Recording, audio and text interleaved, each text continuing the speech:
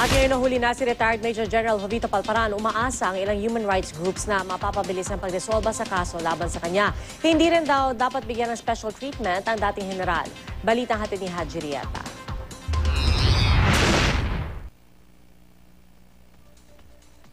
June 26, 2006 nang dukutin ng mga armadong lalaki mula sa isang bahay sa Hagonoy, Bulacan ang mga estudyante ng UP na sina Karen Empeño at Sherlyn Cadapan. Sinaklolohan sila ng magsasakang si Manuel Merino pero maging siya, pwersahan ding isinama.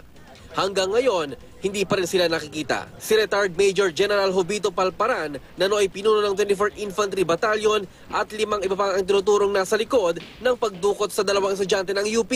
At kahapon, matapos ang 3 taong pagtatago, nadakip si Palparan na may 2 milyong pisong patong sa ulo. Inaresto siya sa isang bahay sa Santa Mesa, Maynila para sa mga kasong kidnapping at serious illegal detention. Nitong linggo lang, may nagtip daw sa mga otoridad na 3 buwan nang naninirahan sa lugar si Palparan. Nag-withdraw siya sa ATM, kaya nasundan siya hanggang sa bahay. 3 days ago, parang nararamdaman ko na basaan na ako sa lugar. Pero na wrong timing lang ako. May nahuli lang ako. So, ano yun sa NBI. Nung marinig ko mga nagsasalita, nung nasa door na ako, gustong buksan, nasa isip ko na reading team na ito kasi marami nang ingay sa paligid. So sabi ko, dito lang ako, binuksan ko, may sumulubong sa akin. Nagsalita na sila.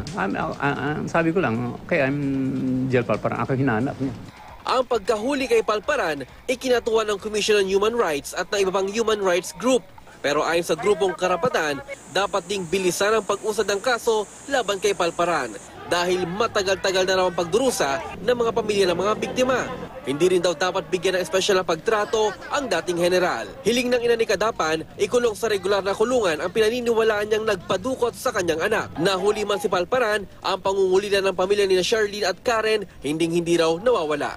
Ang kailangan pa po, mailitaw pa si Sherlyn Cadapan, si Karen Empeño at ang iba pa po na mga dinukot sa pamanahunan ni Jovito Palparan. Malaki ang paniniwala ko na si Karen ay buhay, na magkakabalik sa amin, mayayakap siya, mahahalikan. At wala naman silang maipakita kasi pruweba na si Karen ay patay na. At ang bawat panahong nawalay sila sa kanilang mga mahal sa buhay, hindi na kailanman pa may babalik. Haji Rieta, GMA News.